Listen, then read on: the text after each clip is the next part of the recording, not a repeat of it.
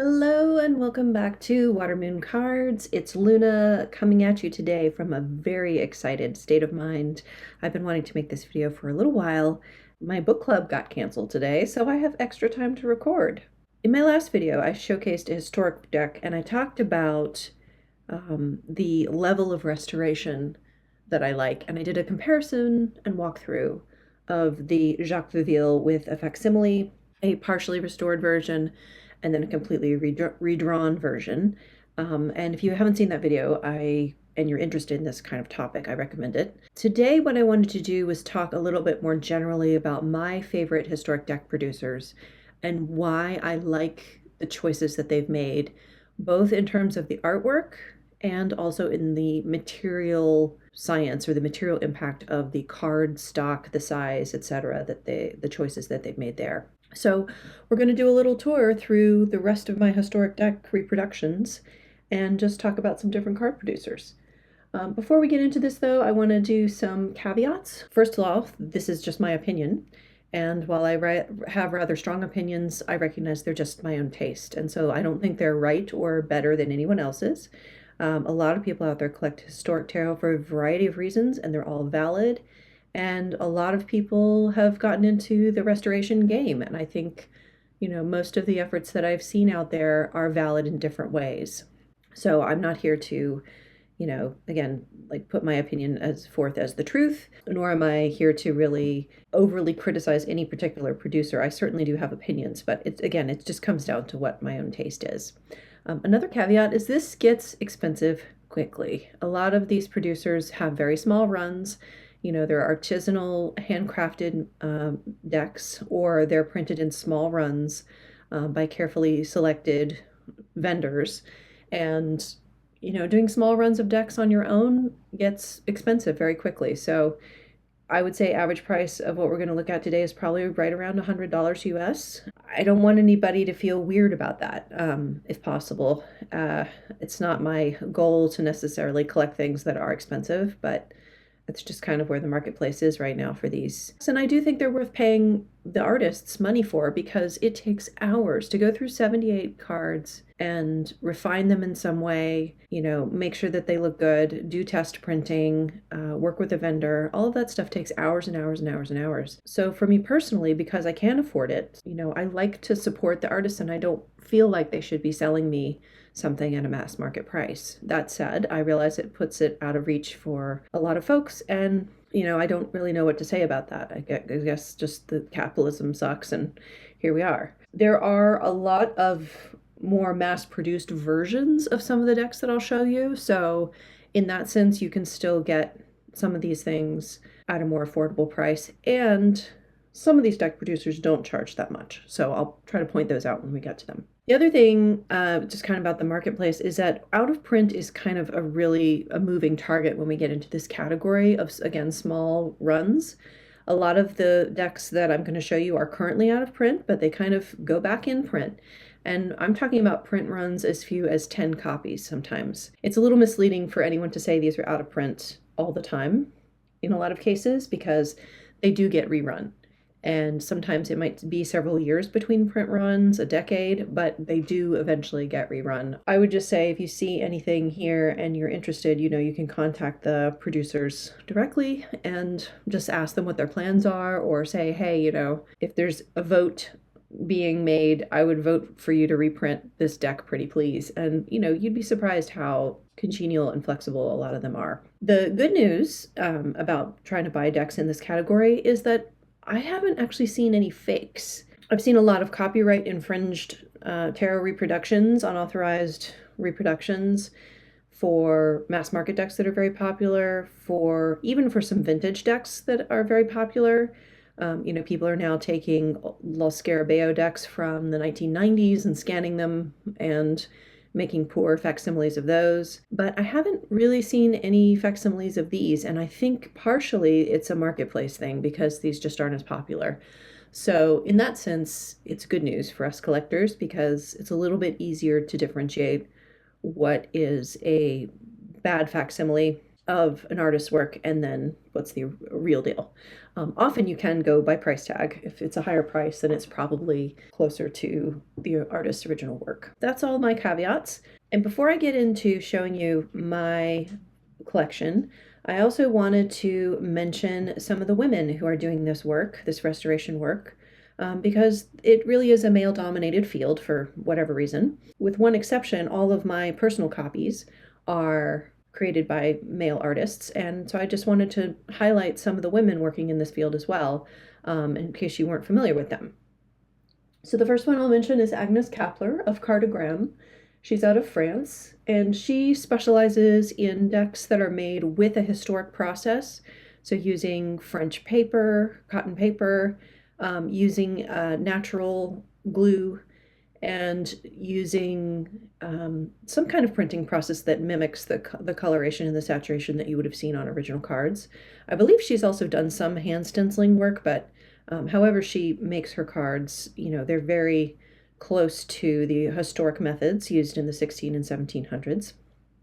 And she also soaps her decks. So she, instead of a lamination or a varnish that's made with like a modern chemical process or a plasticized process, she uses soap, which is what they would have used in the time period.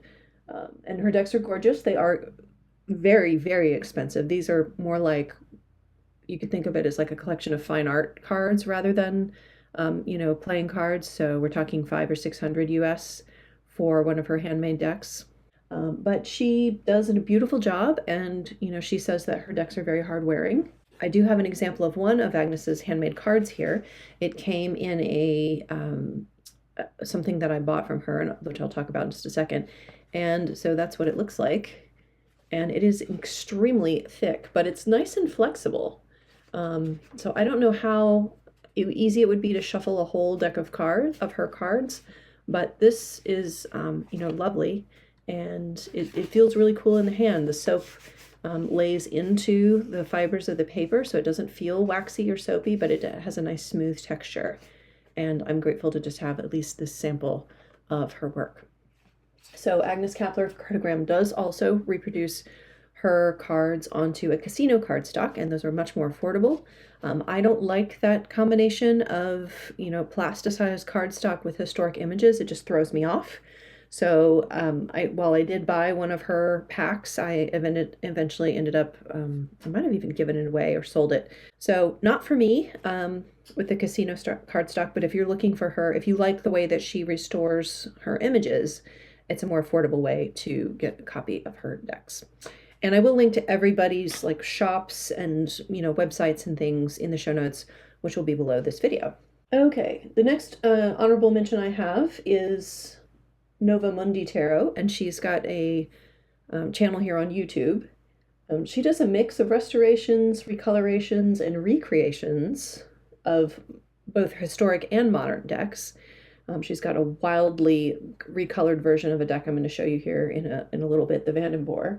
Among many others, she does Italian decks, she does French decks, and she's done a couple of restorations, recolorations of things that I haven't seen anyone else touch. So she always does walkthroughs of her own decks on her channel, so I'll link that below.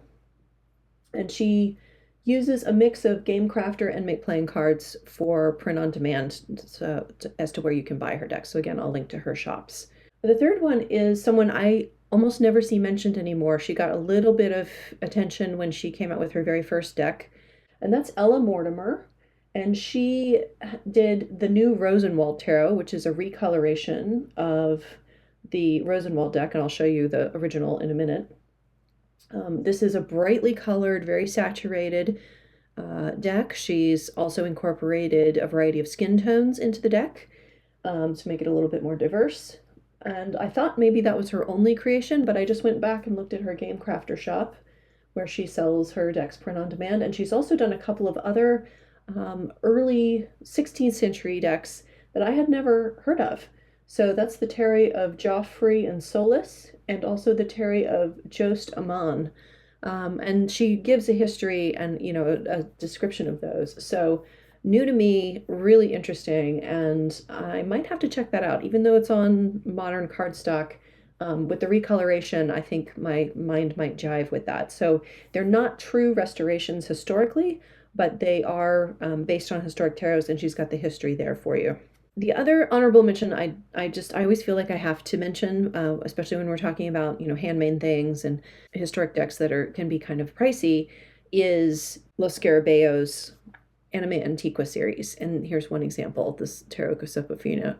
So Los Scarabello is mass market. I'm sure they employ some women, but I don't know, which artist restored this particular deck.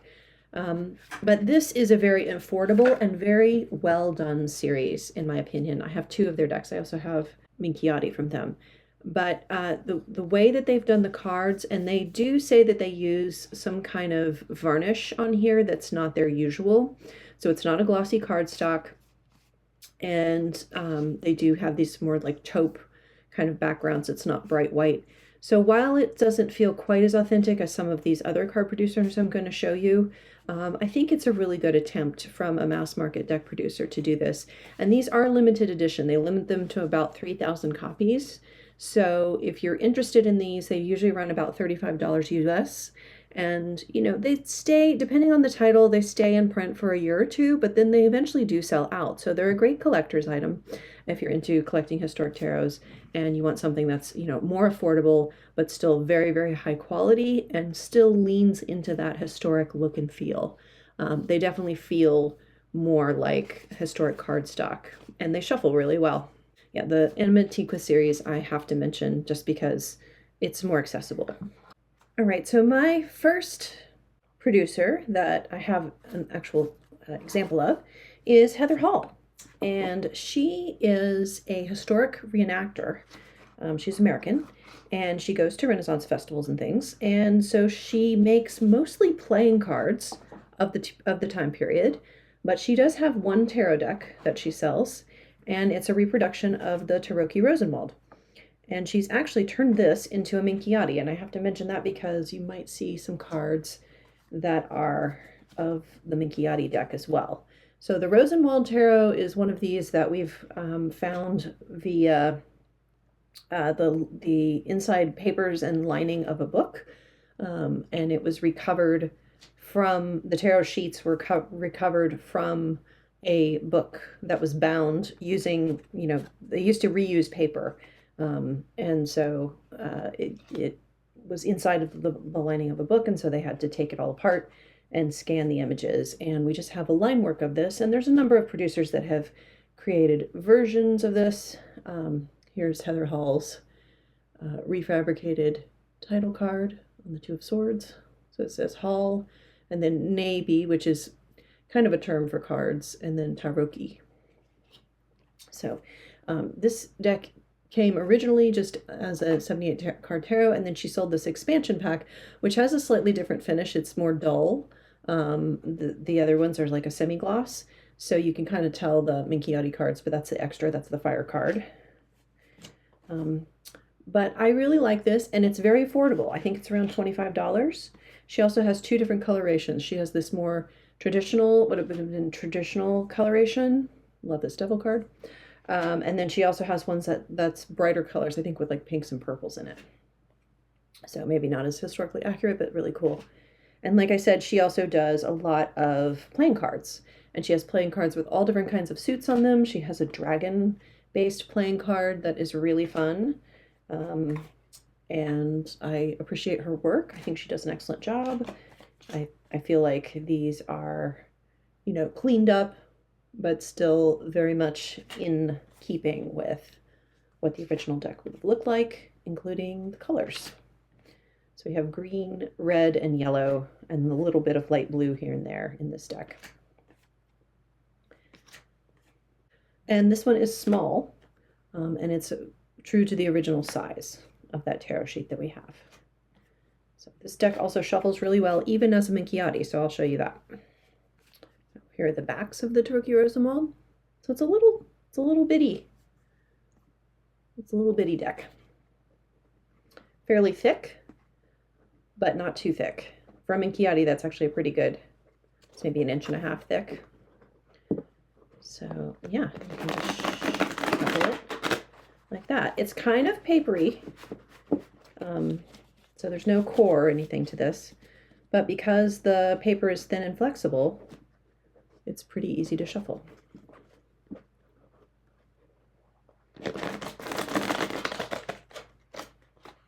It's just hard to get those last few to integrate. I'm also reaching way out in front of myself just with the way my camera setup is, so it makes it a little awkward. But anyway, that's the Tarocchi Rosenwald by Heather Hall, and highly recommended if you're looking for a Rosenwald. This is a great one. She does not create boxes when she sends them to you, so they come in a bag, and I don't like tarot bags very much, so I did make myself this little box to keep it in, and I'll be doing a tutorial at some point on my channel, probably not till this summer, on how to make these. All right, next up we have a producer that I kind of have a love-hate feelings about what they make. This is Sullivan Hismans of Tarot Sheet Revival. Again, I was just telling you about the tarot sheets that the Rosenwald came in, so uncut sheets of cards, and that's his source material as well. I featured this version of the Vivial in my last video, so I won't belabor the point, but there it is. And you can see that this paper is toned a bit, so it's not bright white, but he also does use a brighter contrast in some of his other cards. These were some samples from his Dodal, so you can see the background on this one is brighter than that one. And a variety of different sizes. I think he does try to stay true to the original size of the cards. So Vivial is a little bit bigger than the original card because he used the original scans and then added this border of like hash lines around it. The Dodal is, you know, a bit smaller, but true to the original facsimile of the Dodal that we have access to. And then the deck that I actually have from him, that is not the Vivial, is the Budapest Tarot. And I've been looking around, and as far as I know, correct me if I'm wrong, he's still the only one who's made the Budapest Tarot. That's why I have this, because this deck itself is very cool. And I really wanted to copy, in spite of the fact that I hate this cardstock. And here you can see, again, the backgrounds are a little bit different. So the Budapest Tarot kind of mimics what you would call laid paper. And you have these lines, these horizontal lines. And that was a artifact of the way the paper was made. But Sullivan Hismans has just printed it on here. So there's no texture. This is a smooth kind of artboard. It's a little bit shiny. It's like got a sort of a satin finish on it, and it's unshuffleable for me. So while it is smooth and I can overhand just fine, that's not my preferred shuffling style. However, I do think Sullivan Hismans does a fantastic job of restoring his cards. They're nice saturated colors. They certainly feel authentic to me, and he does that, like, it's slightly messy, but it's also cleaned up a bit. He does a good job of that intermediate level of restoration that I really appreciate. So I talked about that at length, again, in my Vivial video where I showcased his version of that deck, so I won't belabor it, but I'll just show you a few of these cards. This is a really fun deck. It's got such different imagery, and a lot of the people look like they have crossed eyes, so they're just fun to look at. The aces are really cool. They each have an animal on them, and you'll see they don't have titles on them, and that's the way the original deck came. So you just have to know who the people are. But it's pretty easy to tell if you're familiar with other historic tarot. The majors are numbered. There's our page of cups, which I think Patrick Valenza borrowed this image for his Trionfo della Luna.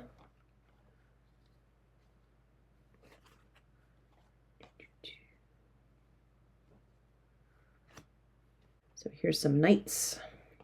I think this particular one is really weird. Like, what is he riding? That does not look like the head of a horse at all. And that doesn't look like a horse's tail. It looks like a leopard's tail or something. It's very weird. This looks more horse-like. So yeah, it's an odd one, but I love how graphic it looks. It almost looks like 1960s kind of graphic art style. It's pretty cool. You know, so I don't love the cardstock. And too bad for me, because I did write to Sullivan Hismans and I asked him, I said, have you considered using different cardstock? And I even named some names of like other people that use different cardstock that I prefer. And he said, oh no, you're in the minority. I get compliments on my cardstock from my other customers. So, sorry, but I'm going to keep using the same thing. That this works for me.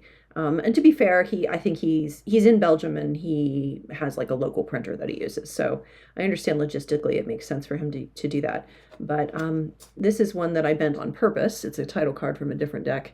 He sent me some sample images, and you can see right there.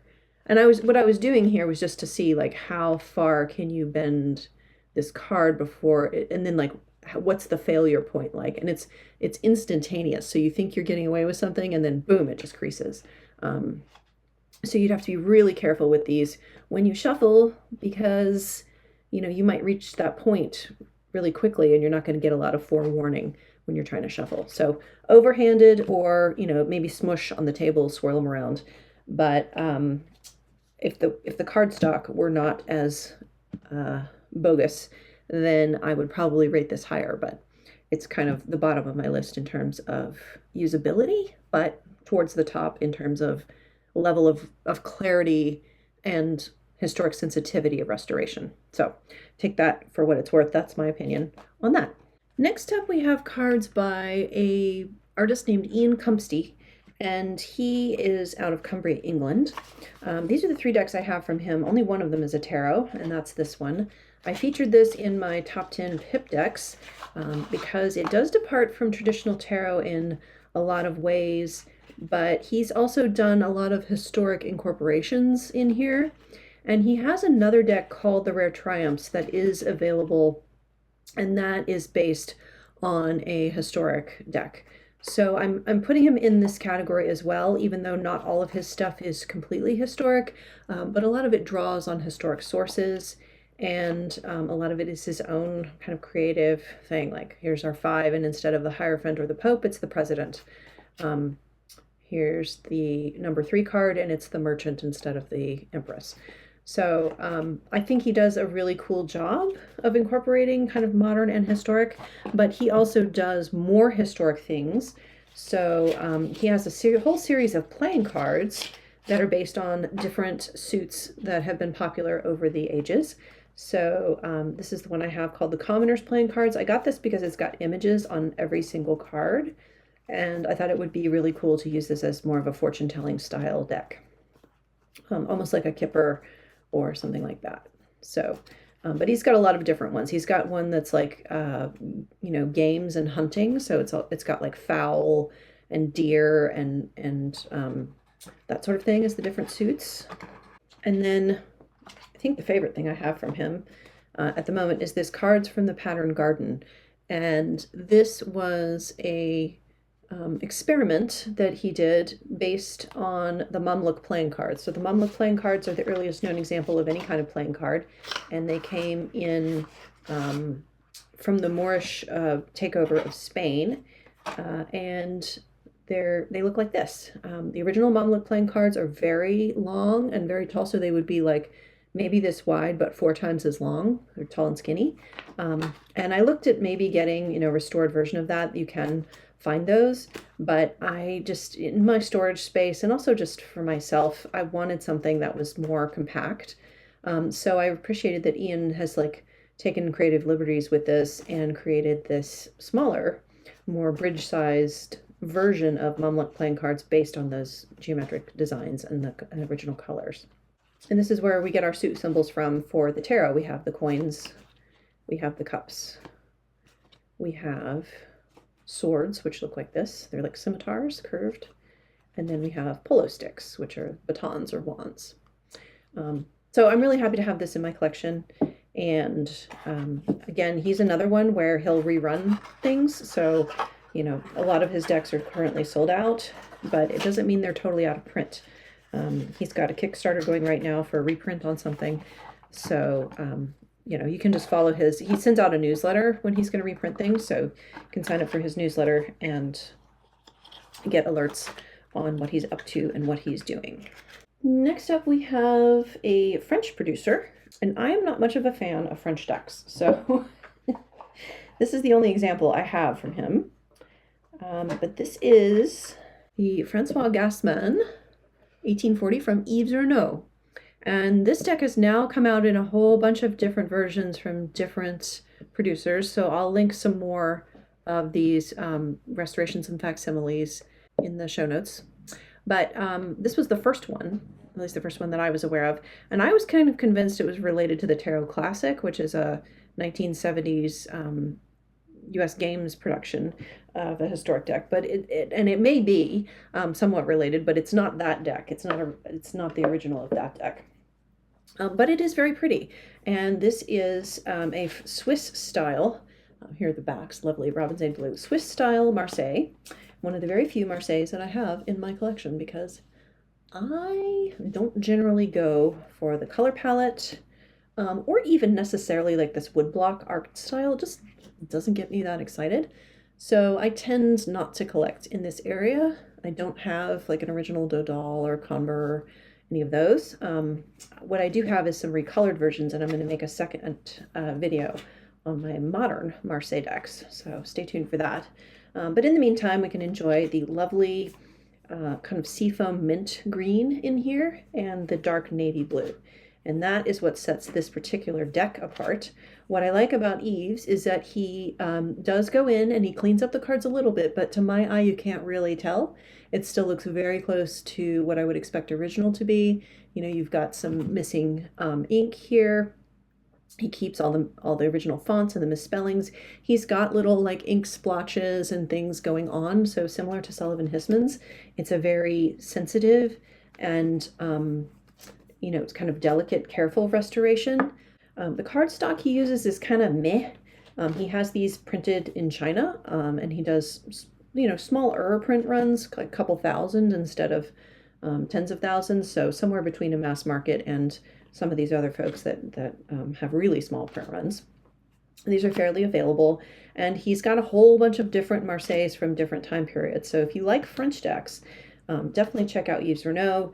His decks are also more affordable. I think they're still priced around 35 euro or so, last time I checked. So more affordable than some of the other producers that I'm going to show you. But look, I love the like light blue and the light green and the more orangey reds in this deck. I think it's really, you know, of all the wood blocky kind of decks, this was one of the ones that didn't turn me off so much because it had these extra colors and really nice shades that don't feel so jarring to me. I'll show you one more, so that's Justice. So yeah, that's the Gasman by Yves Reynaud, and I'll again link his shop in the show notes, and I'll give you a shuffling demo of this. It's not a thin pack by any means, but it's not as thick as the Sullivan Hismans, and this cardstock is a little bit more bendy and forgiving.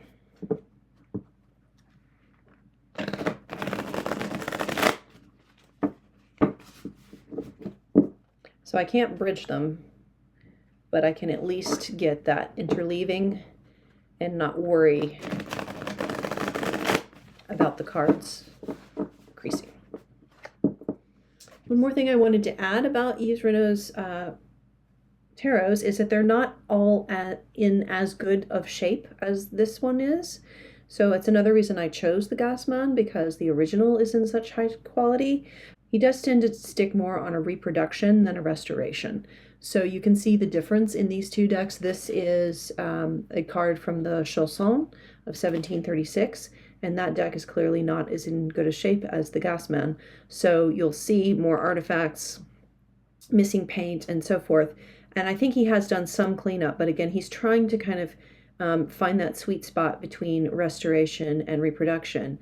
And sometimes he doesn't go far enough for my taste. So this would not be a deck that I'd actually buy. This was just an extra card that I wanted to show you the difference. And he does have a range. So if you're curious about that, you can look on his website and look at the close-up photos and really assess, what the source material was, and then whether his version kind of meets your needs.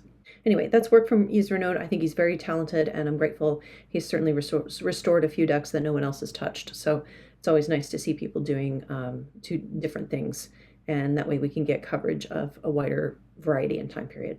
Next, we have an Italian maker. This is from Marco Benedetti, and this is his Tarocco Bolognese Carte Fine al Mondo. Marco gets license to do a very limited runs of cards from the British Museum collection. So, and this is one of those examples. So he's one that's limited sometimes to 10 or 20 copies of something. I bought this directly from him by contacting him on Facebook. While I was on Facebook, I'm no longer there. But he does also produce his cards in a wide variety of ways. So these are printed by him using a printer that he has, a professional grade printer in his art studio. He also does smaller runs of cards that I think he farms those out to a professional printer. And then he also does some print on demand work, and he's got different decks on different platforms. So he's got some MPC things, and he's got some stuff on GameCrafter in the US. So depending on what you're looking for and what kind of cardstock you want, you may or may not be able to get different designs and things. But I really appreciate his knowledge of tarot. He certainly knows a lot about the history. And this is the inside. This is a handmade wooden box, so it looks like a little book.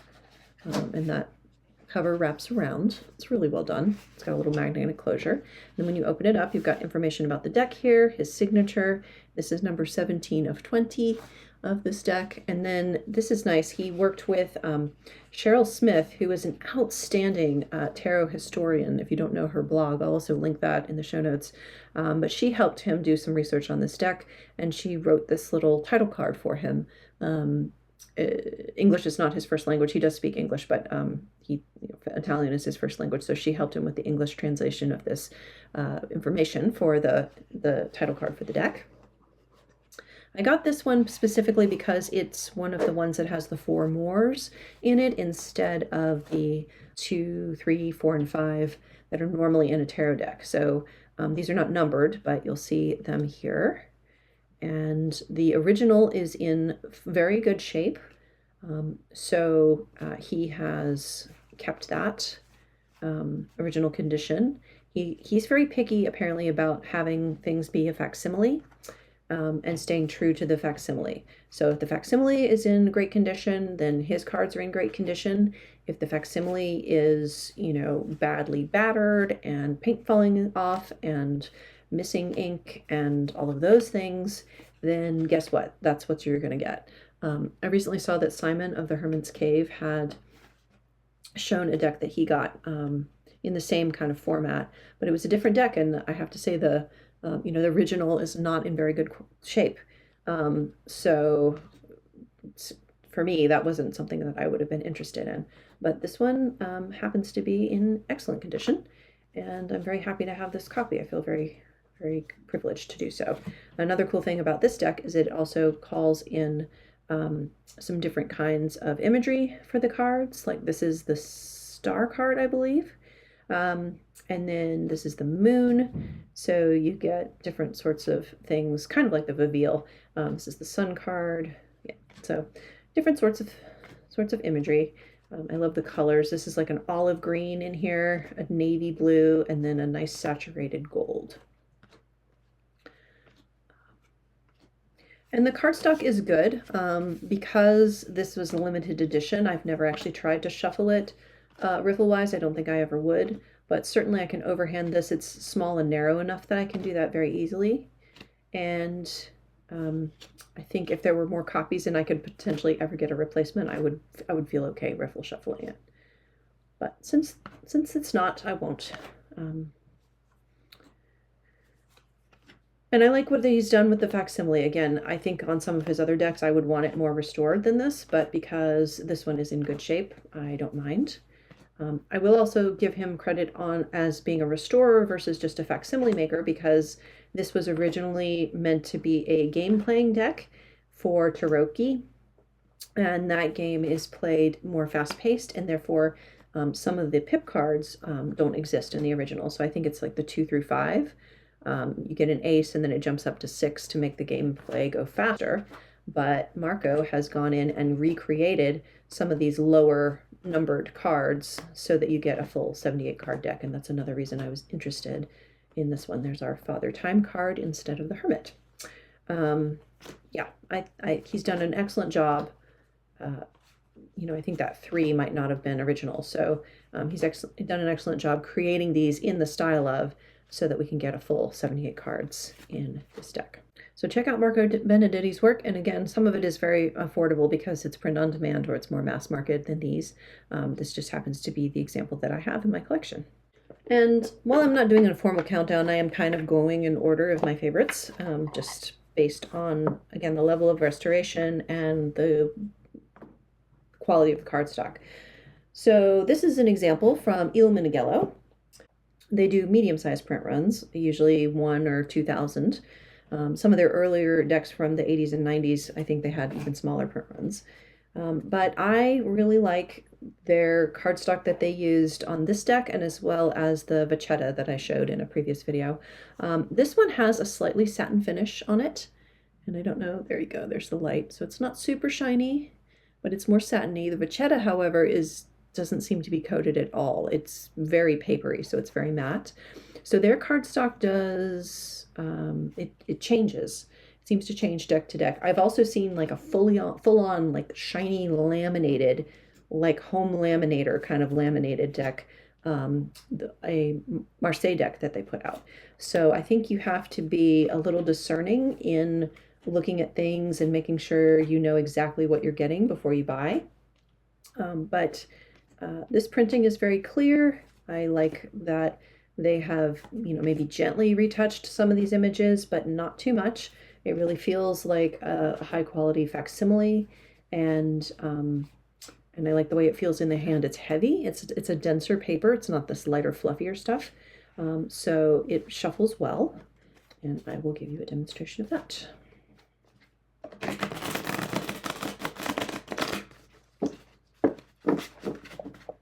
These cards are thinner than some of the others I've shown you.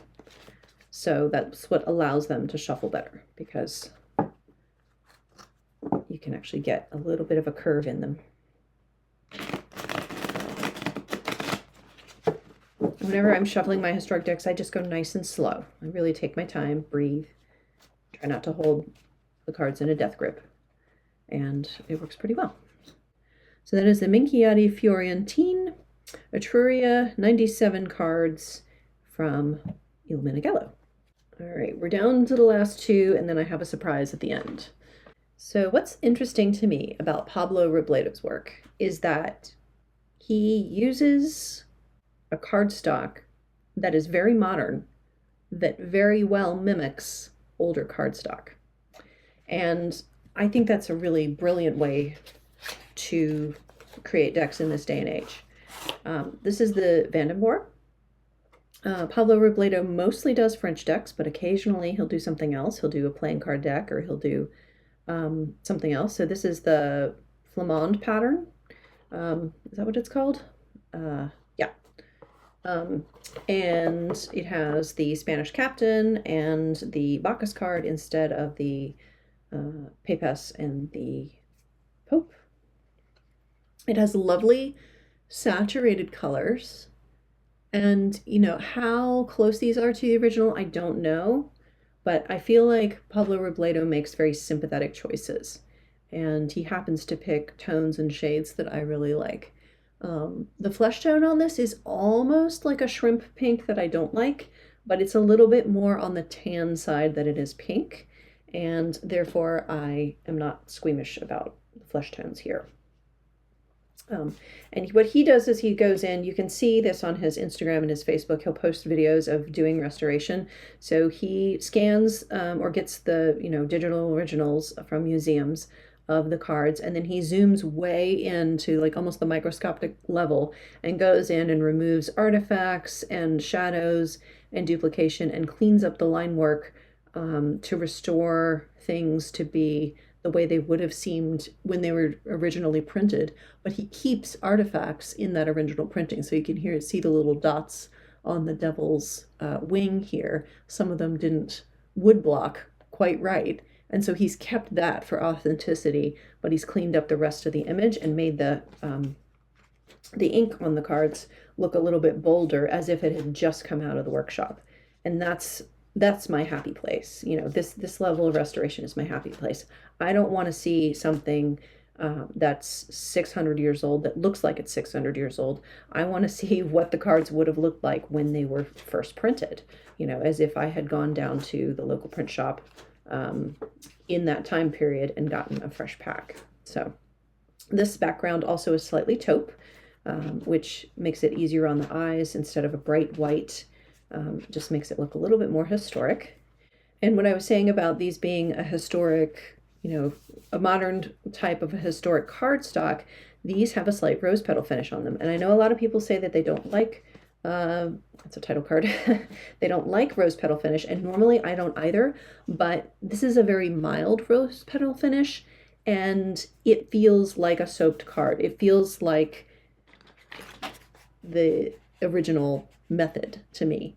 So I think this is just a brilliant choice, and I really wish more historic card producers would try to find a vendor that could create this kind of card texture, because it protects the cards really well, and it makes them easy to shuffle, and it feels authentic. So I will show you a shuffle of this in just a second, but I love this deck. First of all, I think it's hilarious. It's got these, again, alternative cards. Here's our star card with our astronomer, but it's also just really pretty. I love the colors that Pablo has picked out and the level of restoration that he's done. And then, yeah, I really appreciate, you know, they've got different costumes and different kind of looks. Here's our moon card with a spinner, which sometimes they're shown on the sun card. So it's interesting to have these different patterns and different historic interpretations of who should be on what card, what characters are included and not included. And I love the Two of Swords with the bird on it. Really cool. A chariot from the side, and we only have one horse. So that's why I have this particular deck, but also why I wanted to get a Pablo Robledo deck, because I could tell that his level of restoration was really what my preference was. And so, yeah, let me do a shuffling demo for you. So just to give you a comparative sense of shuffleability while we're here, here's the Yves Reynaud deck. Here's the Pablo Robledo deck. Let's look at thickness. I would say Yves Reynaud's decks is about 25 or maybe almost 30% thicker. Here's Pablo Robledo versus Sullivan Hismans. Again, 25% thicker on Sullivan Hismans cards. And this is just a little bit thicker than a modern playing card deck, like you know, something you'd get from Artisan Tarot or the Game Crafter or Make Playing Cards. But because it's thinner and the cardstock is more flexible, you really can shuffle this so easily.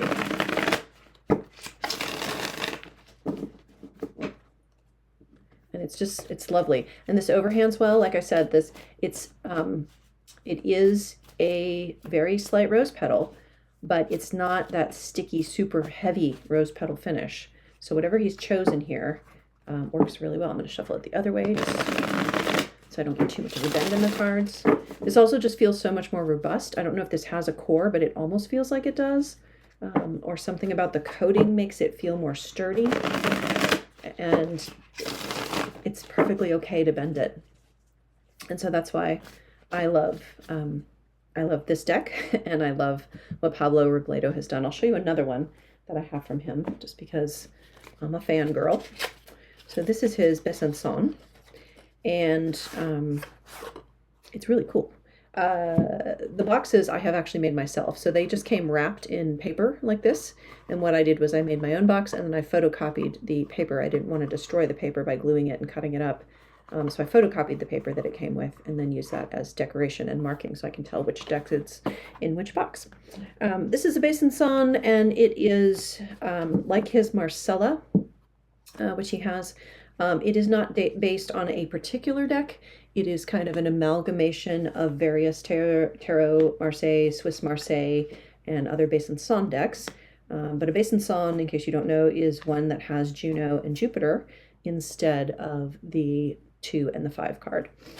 So I won't show you all the cards here, but I'll show you a few of these. And you can tell this one's really saturated, and it has a very dark background. And I asked him about that, because I was curious, and he said, oh yes, this one is meant to be read by candlelight.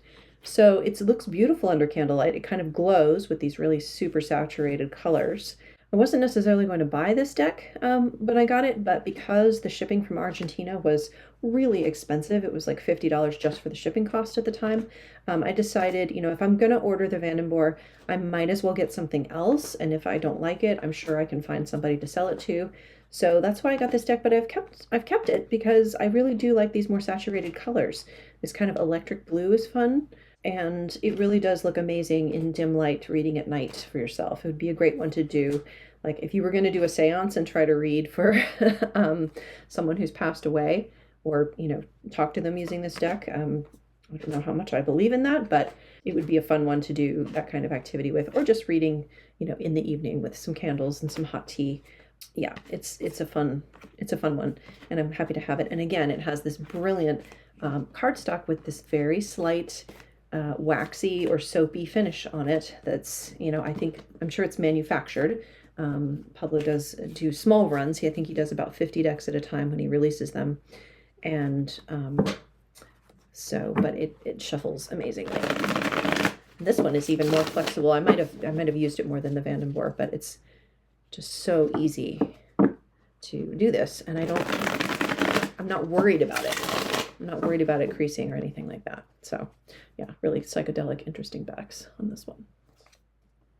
It is time for my very, very favorite, at least to date, card producer, and that is Mr. Giordano Berti of Rinascimento Italian art. He makes decks that look like this. You may have seen him from the internet. He is also super knowledgeable tarot historian. He writes amazing booklets for his decks, and he does not only historic decks, but he does some modern esoteric reproductions and things too, which I hadn't really paid much attention to, but Ina over at Taproot Tarot recently showed a deck that she had gotten from him that looks really interesting, and it uses the Eudes Picard pip system.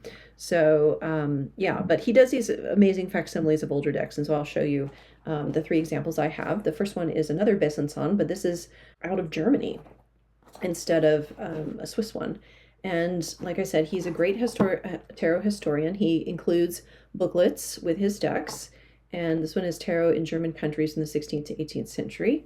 And it has, all kinds of things. He uses poetry and images of other decks from the time period to kind of talk about the evolution and what was popular in the taste and the style of those particular decks. So anytime you get a deck from him, if it's not a booklet specific to that deck, it'll be about like that time period or region or something. It'll have something in there for you. So I appreciate his careful research and knowing more about the origins of these, because that's a big reason why I collect them. He does sell 2 varieties of box for his historic tarot. So he has this type that looks like a bound book. And then he has a slightly simpler box that is also less expensive. And they're always lined in velvet, which is a lovely touch. You really feel like you're taking good care of your tarot cards. They come with a certificate of authenticity that's always signed. He usually includes a handwritten note in each order. And this one actually did come with like a how to read tarot, some keywords and things, which I'll need to go through because I've gotten more and more interested in what each person says about reading tarot. So this is a sort of a generic booklet, Cartomancy with Tarot of Marseille, about how to read tarot. So I think he includes these in every deck, or at least every historic deck that he produces. What I wanted to also show you more safely than I can on my deck is the difference in cardstock. So he uses something that is very lightly coated, but that feels like paper. And it's interesting. I have these other 2 cards from other decks. He sends like a couple extra cards just to give you an enticement to check out his other works. And I don't know which ones. This is clearly some kind of esoteric Egyptian-based deck. This one, I can't remember the name of, but it's one of the ones that he's done. Trombetta, I guess.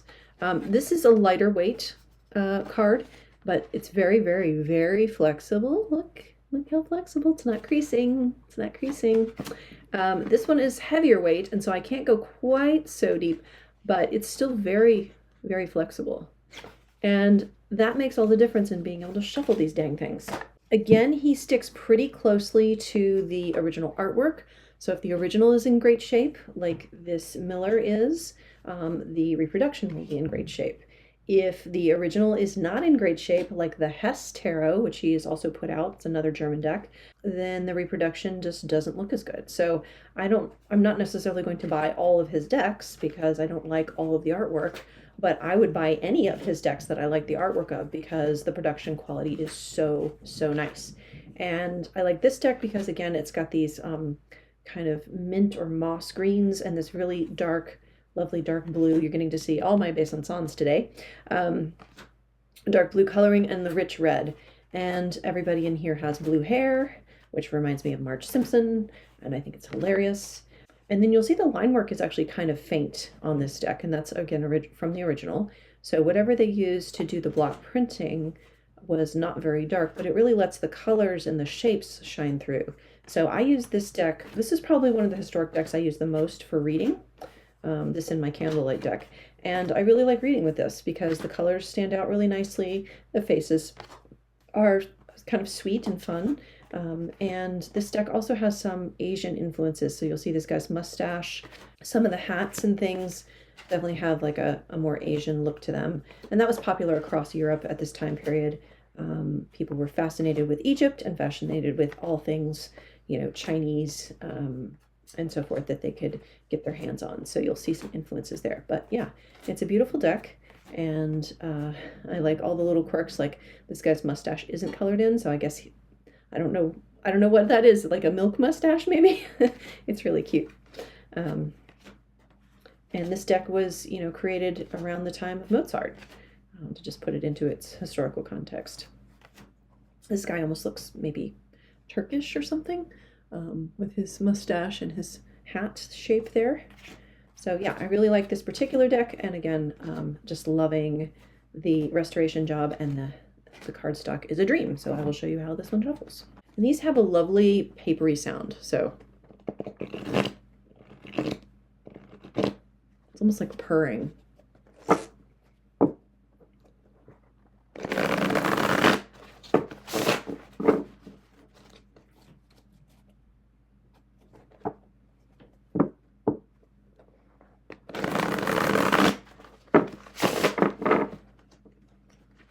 And they've got some zip to them. They're a matte finish, but they're very slick. I love them. So I have 4 of his decks, and I'm going to show you 3 of them today, and then I might show you another one that I've had on my wish list for a little while, and which should be coming to me at some point. This is what he calls an Oriental Tarot, and I just want to recognize that that is not necessarily a PC term, but it is kind of how it was originally marketed. The Tarocchi Orientali, Fudras, 1845. So this features a lot of the characters, and the scenes are, I would say, roughly Chinese. It could be other locations in Asia, but it's very beautiful. And if you'll forgive the anachronistic and possibly offensive imagery, I don't think they're too cartoony, or I wouldn't show it. I think they're gently done. I don't think they're too sort of stereotypical, but let me know what you think. These cards are a little bit smaller than the last deck I showed you, so he does, Giordano Berti does follow the original size. Whatever the original size of the cards was, that's what he reproduces it in. I love the delicate pips. If we were doing like favorite historic pips, this would probably be on my list. And the pip arrangements are unique, so they're not following a Marseilles pattern or an Italian pattern that I can tell. They're doing their own thing. Giordano Berti found this deck as just a line work, and he went in and colored this himself with watercolor, and I think he did a lovely and sensitive job. So there's some more faces.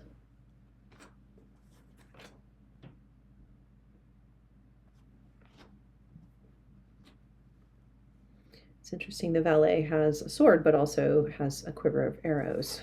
I love the cups. These are the wands, and the coins have different designs on them.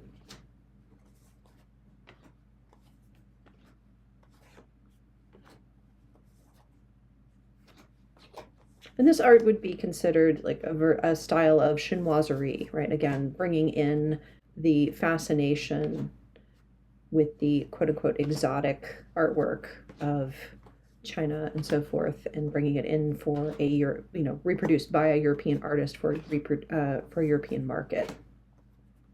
So that's why I'm a little bit sensitive about displaying this on my channel, because I don't have a sense of how offensive it is to today's audiences. If you do find it offensive, please feel free to tell me.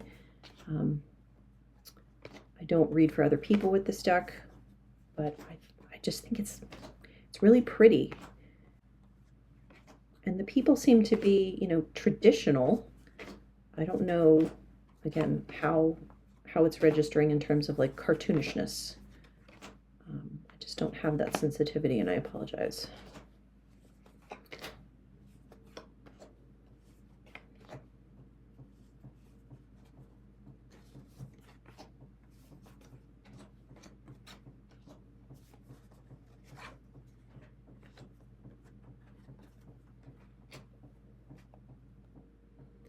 And you may be able to tell, but this deck is bowing a little bit this way. So it's got a bit of a curve in it, but that doesn't have any effect on its usability or shuffleability, in my opinion. It's just something that this cardstock seems to do. I'll give you another shuffling demo.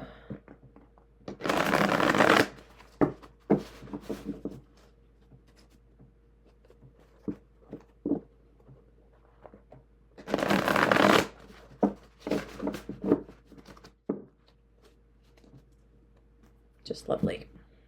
And just to give you another flavor of his historical research with this deck, here's some information about playing cards that were also in this style, and then also chinoiserie in other decks of the Piedmont region. So other examples from Italy where they're incorporating Chinese scenes or characters or designs or clothing and that kind of thing into their cards. And then my third example from Giordano Berti is this Tarocchi Vernano. And this is actually an Italian deck. It's a Piedmontese style. It has hints of chinoiserie in it, but it's mostly more of a European Italian style. Again, we have a lovely historical booklet, and this cardstock is a little bit different than the other two I just showed you. I think this is an earlier one, and maybe he must have switched printers or finishes or something, because it does feel a bit different. This one is a bit more slick. And it almost feels waxy, like the Pablo Robledo. It doesn't have that slight grip of the rose petal finish, but it has almost like a waxy feel to it. So that also gives it sort of historic vibes. One thing I will say about this deck is that you do see kind of a border between the original scan and the outside, and it jumps around. So that's my only critique of this particular deck. I haven't seen that on Berti's other decks, so I think he's maybe changed the way that he does this. But I love the refined pips in this, the coins, and look how lovely and refined those cups are, and then all the details in the faces and so forth. This is clearly engraved. I don't know if it's wood end engraved, like a finer version of woodcut, or if it's using copper plates or something. But yeah, it's a cool deck. Again, not really cleaned up. So, if it's blotchy paint in the original, it's going to be blotchy paint here. Some of these lines are kind of heavy, and I would like to see more details in the face of this knight, for example. But it's refined enough, I think, for me, that I wanted to get it, because I didn't have any other Piedmontese decks at the time, and I like this one. I like its refinements. Tips. I'll show you some more quartz. Here's aces.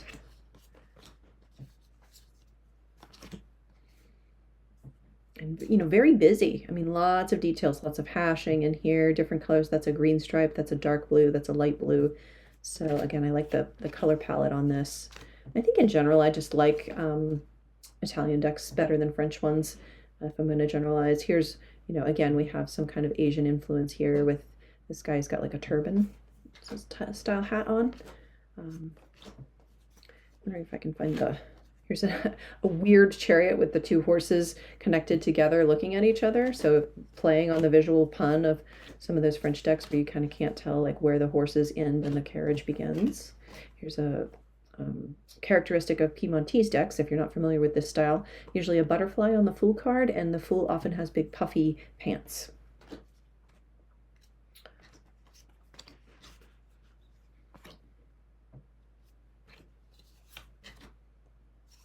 ink spatters here. So sticking with the original, but enjoying the little quirks. Love this Ace of Cups.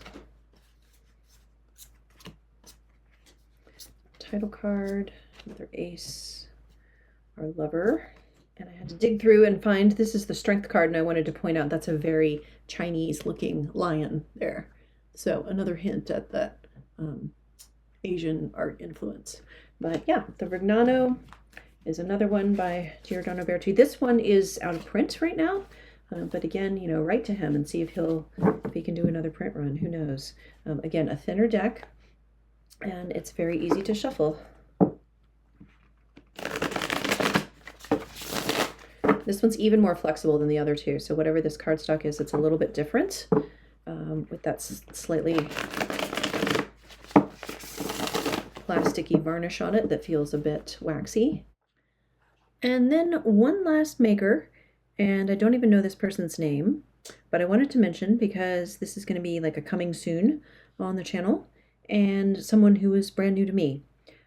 I was inspired to update my understanding of who was doing reproductions of the Tarot of Paris after watching Taproot Tarot's deep dive on this historic deck a few weeks ago. And she featured one person who's done a complete redrawing and restoration of this. And so I was just looking around to see if anybody else had tackled it in the intervening couple of years since I've been really in the know.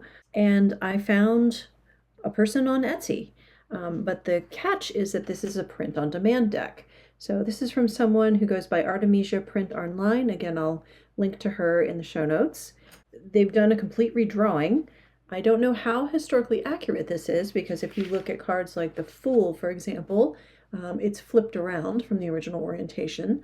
But I do think that the detail, the line work, and the coloration is sympathetic, at least. It does look computer filled in. You know, it looks like it was done on a computer, not quite by stencil. But the colors seem good. Here's the Magician. And so you can see how much clearer that is to see the details. And I think the colors are a pretty decent match. The question is how far afield this is from the original intention or what the deck would have looked like. And so here's another example with the Pépès. And, I do have questions about how quote unquote accurate this is, but at the same time, I appreciate that we have a cleaned up version so we can see a lot of the fine details in this deck. Are the colors accurate? It depends on what you consider accurate. This is a facsimile of an old deck, and so the colors have oxidized and faded, and maybe they weren't even stenciled in that well to begin with. And then this is the cleaned up artist rendition of, maybe something close to what this would have looked like. I appreciate that she's added some shading in here, so it gives it some texture and depth and dimension, rather than just having flat swaths of color.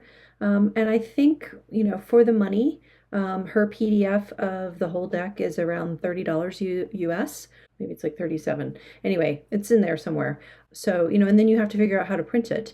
And it comes as a PDF. So I'm thinking I'm going to take this to my local printer and get the sheets run off and then cut it myself. It's going to be easier than trying to reformat it for a print-on-demand service where I can't pick the cardstock. So at least at a local printer, I can pick what I want this printed on, and I'm going to look for something that is matte and stiff and thin.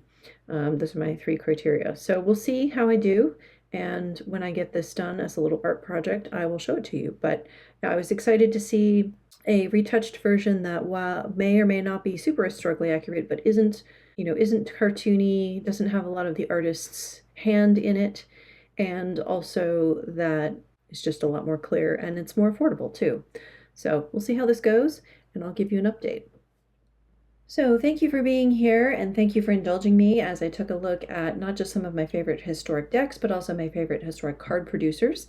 Again, all of their information will be in the show notes, as well as a bunch of card producers, restorers that are making cards where I don't have an example to show you. I'll also list those in the show notes below. Some of them do use more print on demand. Some of them do use more modern cardstock. So they're not all, I think, as expensive as some of the examples I've shown you.